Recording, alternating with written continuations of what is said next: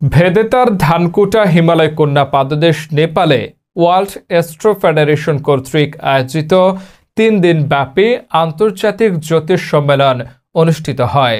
সংগঠনের chairman doctor Sahadev বিষ্টা, লোকরাজ Porel, মহাসচিব লক্সমান পন্থী ও সংগঠনের সকলের সহযোগিতায় আয়োজিত সম্মেলনে ভারত, বাংলাদেশ, মালয়েশিয়া, ভুটান, হংকং ও নেপালের বিভিন্ন স্থান থেকে বহু জ্যোতিষতন্ত্রবিদরা অংশগ্রহণ করেন। উক্ত অনুষ্ঠানে বাংলাদেশ চ্যাপ্টার থেকে অংশগ্রহণকারী জ্যোতিষ সম্রাট চন্দ্ররাজ আচার্যকে জ্যোতিষ ভূষণ বরাহ আচার্য সম্মানে ভূষিত করা হয়।